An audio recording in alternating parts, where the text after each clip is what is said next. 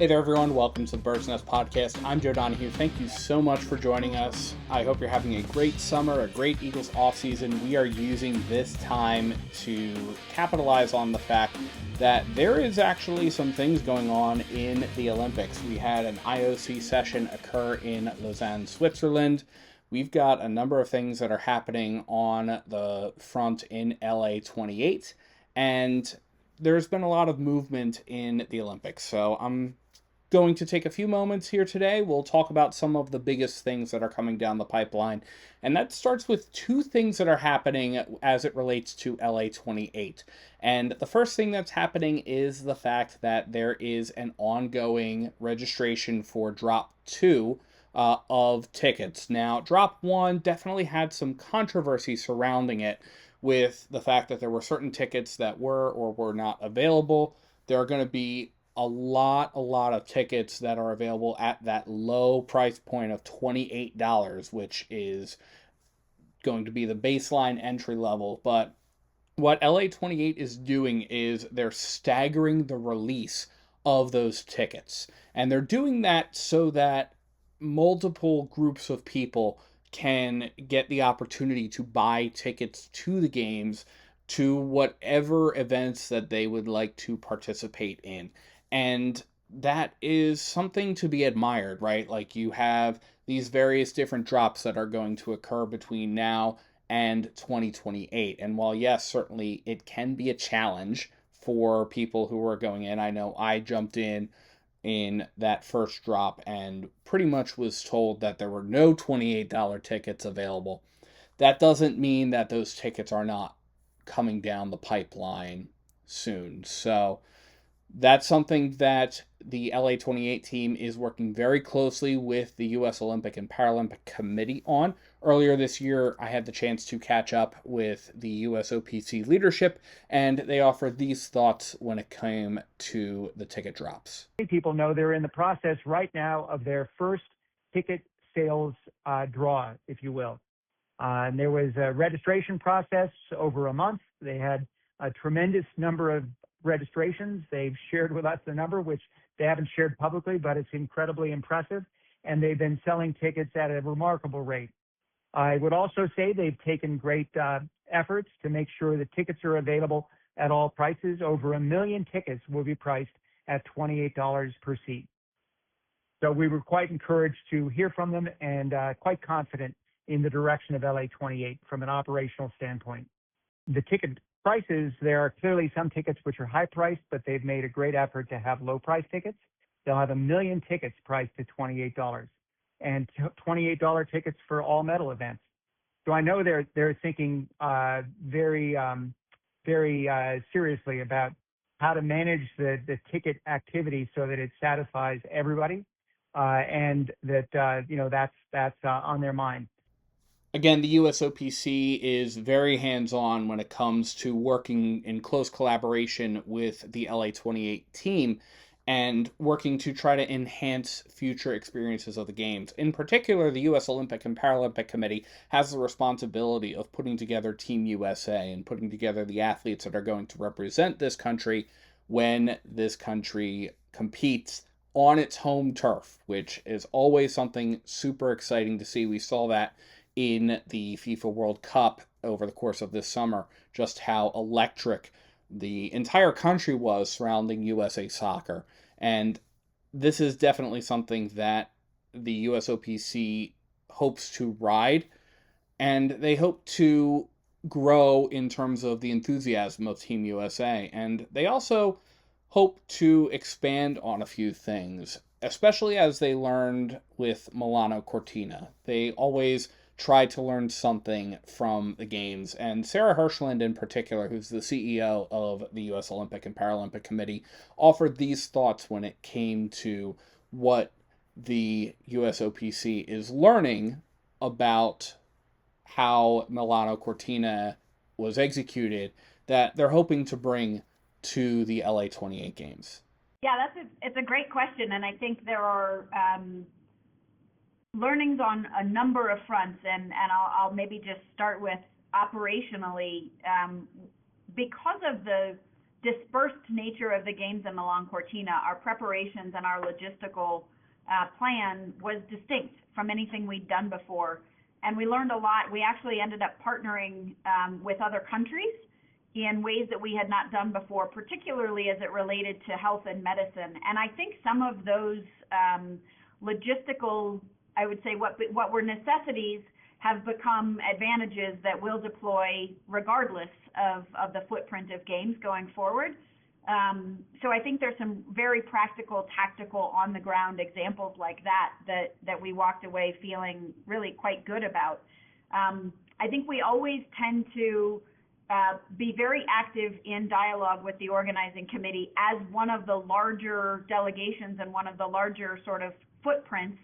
We come with a lot of people, and we come with a lot of support teams and, frankly, a lot of demands as it relates to the scale of our delegation. And so we tend to have a very close relationship with the organizing committee. And I think the benefits of that, both of us being a large delegation, of us having partnerships with the LA organizing team, who had an enormous number of their own staff on the ground learning operationally, that sort of trifecta of the existing organizing committee, our future organizing committees, and being a large National Olympic Committee is a great combination for all of us to work together and learning. I'll tell you, there are also commercial things that we're talking about, how merchandise is deployed. I think there will be a number of things that come out of the learning as we look forward. And certainly our team is always focused both on what can we learn from an athlete support perspective, but also what can we learn in how we bring our athlete stories to life and engage consumers in different ways. And we'll continue to partner with the IOC,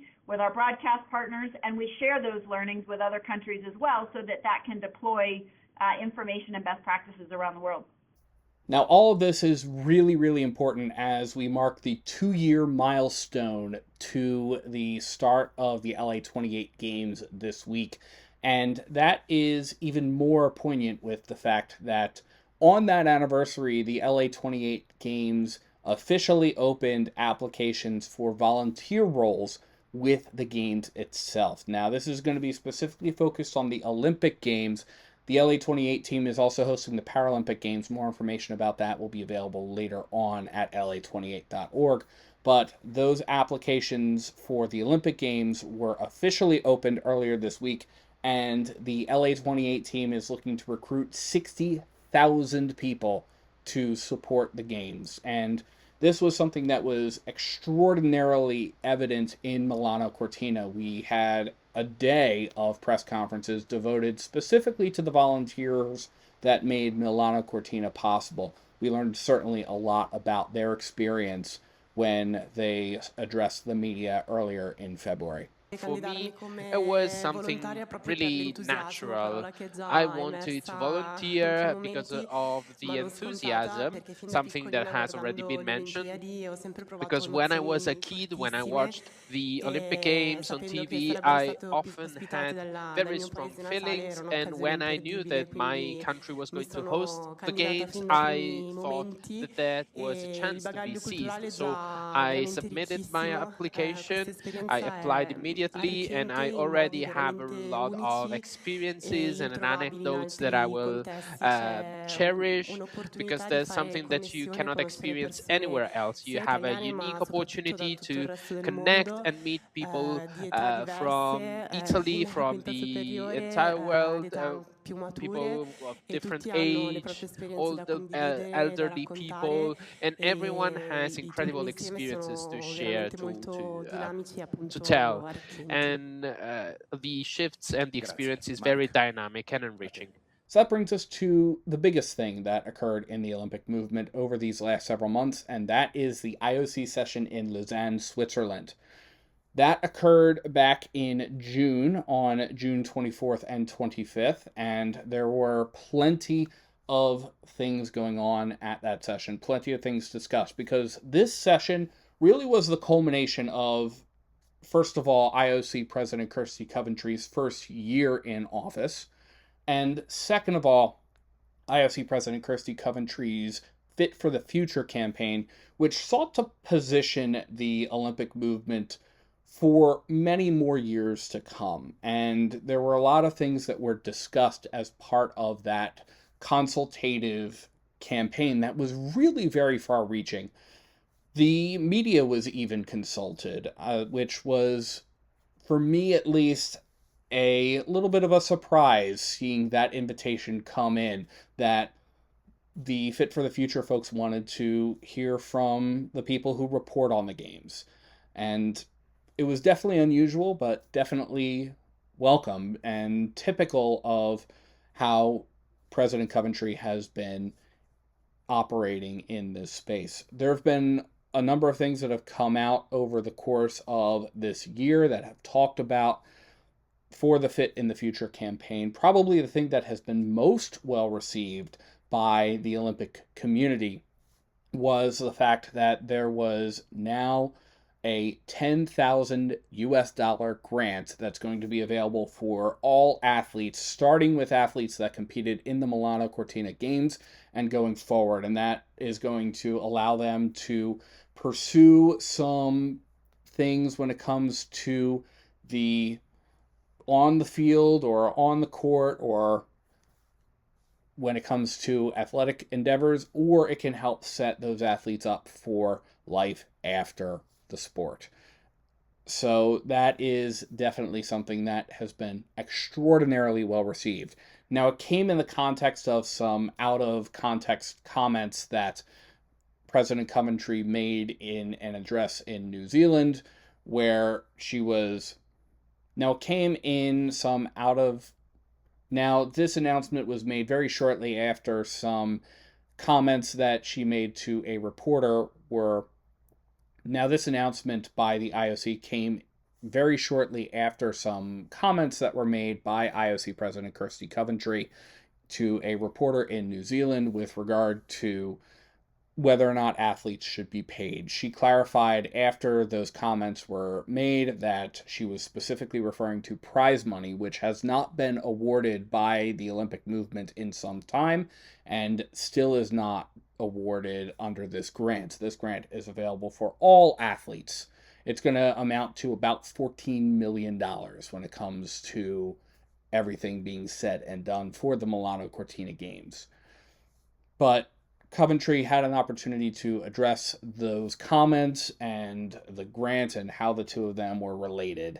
And she indicated she was doubly disappointed because she knew this was coming down the pipeline. This is something I've said, and I know you and a few others that have followed me over the last few years. I've always said we need to find direct ways to support athletes. That has never changed. It was a little frustrating, obviously, the backlash, as you said, from New Zealand, because also internally I already knew about this.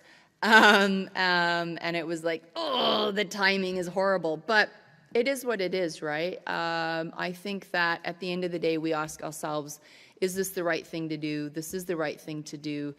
We found a way to directly support all Olympians, and that is a priority. It's not about me. It's not about me as an individual. And I think part of what we do in this movement is we pod the way forward for those that are coming behind us. IOC Athletes Commission Chair Po Gasol was on hand to talk about the grant and what this means for athletes who are participating. This is an amazing moment, a historic moment, where we will provide this grant to all Olympians, no matter where they're from. It doesn't matter where they finish, but just acknowledging the importance and the relevance of being an Olympian, participating, representing, your sport, your country in the Olympic Games, and now you'll have a chance to apply to this grant, which is, it's something that you're going to have to do. We're going to have to go through our Athlete 365 website. You're going to have to, obviously abide by, the Olympic Charter and our values. And all our principles. It does, respect and goes into the principle of universality, which will affect everyone. So yeah, very proud, and very honored that I was able to share this big news today. But All the credit also goes to the team, to President's leadership, all the work that's been done. And now we have an opportunity to turn this into a bigger impact. And working, very excited to work with our stakeholders. I'm very excited to work with our top partners, with all of our partners, very excited to continue to work with our athletes to strengthen their commissions, their groups, in order to continue to hear them, continue to work with them, continue to partner with them. The other piece of the Fit for the Future movement that was probably the most radical was the fact that the IOC is changing the way in which they evaluate sports and disciplines. They're moving now to a discipline-first approach when it comes to evaluating which events are happening at the Olympic Games, which sports are happening at the Olympic Games. And this is going to result in a radical shift, and we're already seeing elements of it play out when you consider the fact that there is now no longer any sport or any discipline that is guaranteed a spot in the Olympic Games. There's now a very thorough review process that's going to occur. There are incumbent disciplines that are listed in the IOC charter, that are listed in the host contract, and then there are also candidate disciplines that the host country as well as international federations have the opportunity to propose for consideration. Each of them is going to go through a 5-step review process that starts with integrity and fairness and sustainability and safety, and it moves through things like global appeal, cost and complexity, athlete participation, as well as a number of other things that are going to be factored in. And this process is already beginning, and we're already seeing impacts on this. The most notable thing is that Nordic combined, both men's and women's Nordic combined, is no longer going to be featured at the Olympic Games starting in 2030 in the French Alps, which generated a lot of questions surrounding that. And this was something that the IOC spoke to earlier this month as they prepared for the French Alps Games coming down the pipeline in 2030, the Winter Olympics. From my side, the message to the athletes is really one that we know and can fully understand that this may come as a disappointment. But we've also had very good conversations with the International Federation on what the expectations would be in the future, and that the possibility could always remain open for 2034. In terms of process and the background, I can give you over to Pierre to walk us through that, because he's been leading that with our working group, which was led by Mr. Karl Strauss. Thank you, Madam President. I think indeed we've had the opportunity to outline the process already a number of times for the review of the discipline for 2030. This is according to the strategy that we had approved in 25, and late last year, as part of one of those same executive board press conference, we mentioned that we would pay a particular attention to Nordic combine and parallel giant slalom in snowboard, and we did that. We wanted to have the latest information coming from Milano Cortina. We waited for this information to be available to inform the program working group so that they would really have in hands all the information that will allow to understand was there progress versus the data we have from the last 3 games. And the conclusion from the group was that they were not a progress that would justify keeping the discipline on the program. Very importantly, as per the president, it was also highlighted that although today we identify a number of issues on the popularity and on the universality of the discipline, there is a path, as per the new strategy we validated 2 weeks ago, to come back for 2034, and we will study again very closely Nordic combine as part of this process. Now, as with past editions of the Games, each host committee, as I alluded to, is going to have the opportunity to propose several new disciplines to the Olympics for consideration and approval as part of this process. And that gives an opportunity for the sport to maybe highlight the culture of the host country.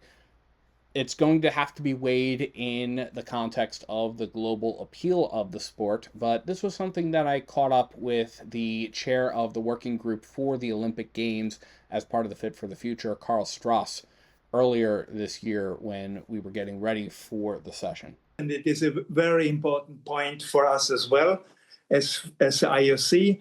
We take into account all disciplines which the hosts evaluate. And it comes also to a review to us, to the Olympic Program Working Group. We discuss it, and maybe it finds in the process, you could see the two lines. It finds a way to a recommended sport or to a recommended discipline also for the future. It is very important for us to have a balance between innovation and history in sports.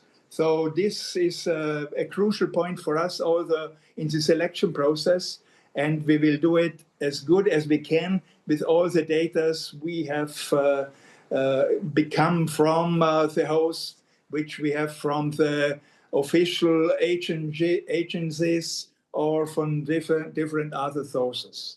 Thank you, Joe, and thank you, Carl. And I think also just to add quickly onto Carl's really good response there was also the group has been really making a difference between our sort of core IOC sports events and disciplines, and OCOGs will still have a possibility to propose different sports that also would take into context, for lack of a better word, local context and local ambitions for their sports and different sports disciplines.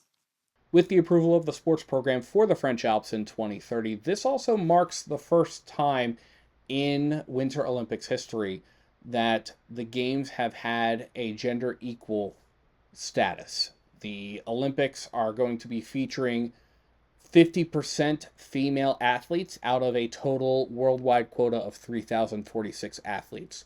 So it features 50% in terms of the total athlete quota, and it also features parity in the number of events staged with 50 women's and 50 men's events. Earlier this month, I got to catch up with IOC Sports Director Pierre Ducret about this milestone for the Games. Thank you, Joe, for the acknowledgement. First of all, indeed, first Winter Games that will have gender parity, a very important milestone for us, and it was also very clearly the priority for the Olympic Program Working Group to achieve this parity.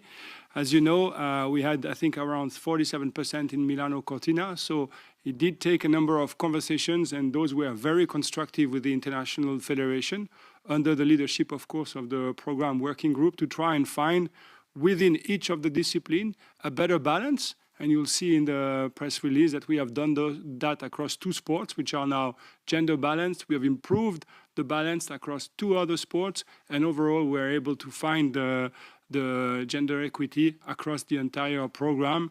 It did require a number of conversations. You can see in the breakdown of disciplines what those have been, but I would say that everybody was very much on board with achieving this objective, and we are very proud and happy to be able to introduce that today.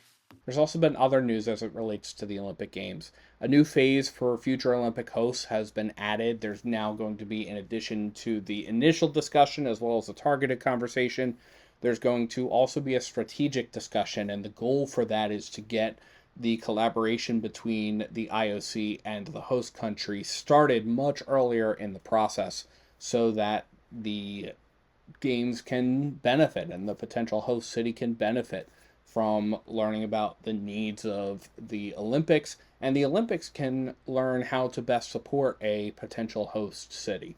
So that is going to be something that is underway for the 2036 Olympic Games host process, and it's going to be ongoing.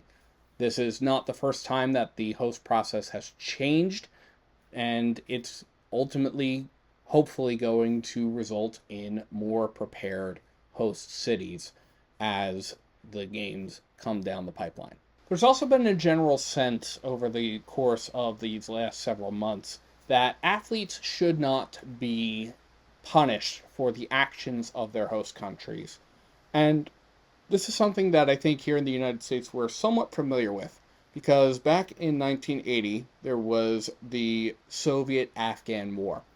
And in protest of that war, Team USA and 66 other countries withdrew from the 1980 Summer Olympics that were being held in Moscow. In response, the Soviets withdrew from the 1984 Summer Olympics that were hosted in LA.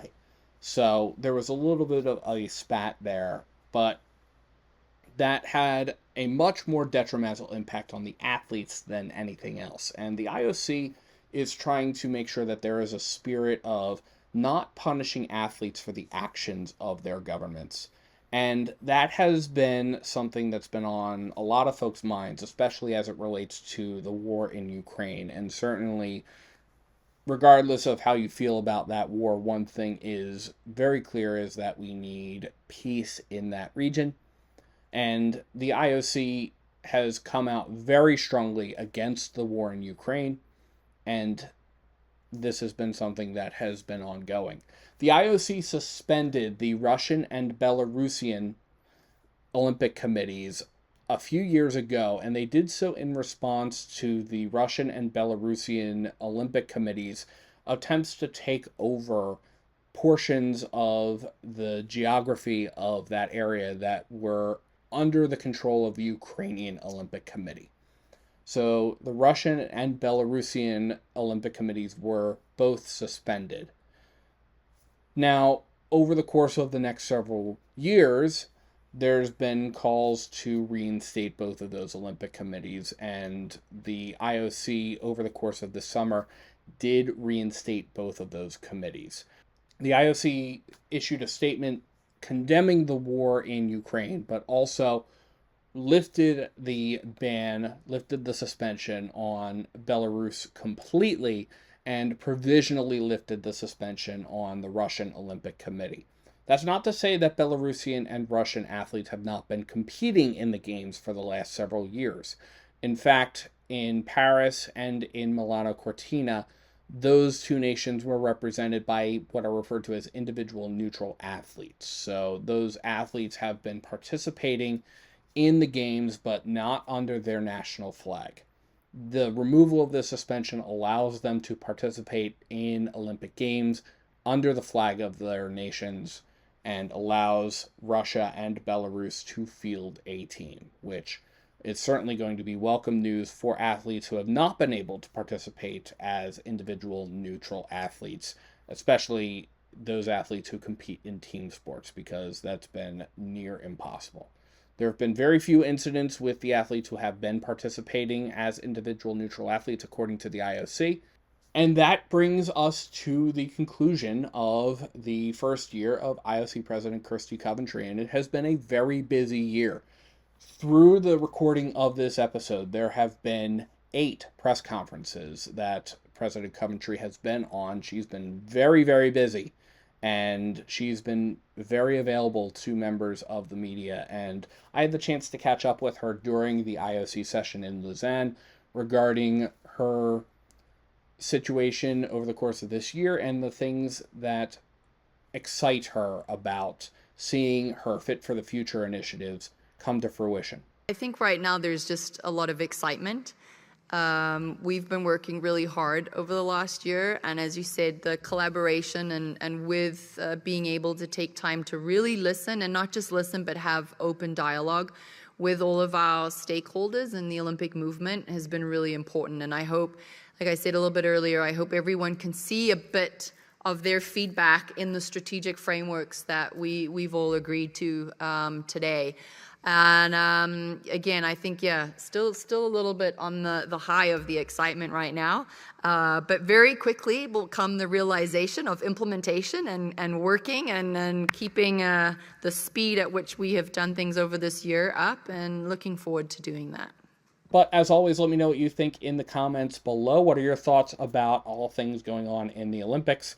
We're going to keep bringing you Olympic coverage as we gear up for LA28, which, as a reminder, is going to feature the debut of flag football in partnership with the NFL and with the International Federation of American Football. So you're not going to want to miss that. Keep it locked here for all things Olympics as we gear up for that. But we will certainly be returning you to the primary content that we do here, which is Philadelphia Eagles content. and we will be bringing that to you very soon as there is more activity at the Jefferson Health Training Complex. But thank you so much to everyone for tuning into the Bird's Nest podcast. You can support the Bird's Nest podcast by liking and subscribing to Bird's Nest Media right here on YouTube, as well as by sharing to your social media pages. You can also find us on SoundCloud, iTunes, Amazon Podcasts, Spotify, the Odyssey app, and iHeartRadio, pretty much anywhere you get your podcasts. Please visit birdsnestmedia.com for additional Eagles and NFL coverage, as well as, again, additional Olympic coverage. Thank you so much for tuning in, and let's go Eagles, and let's go Team USA.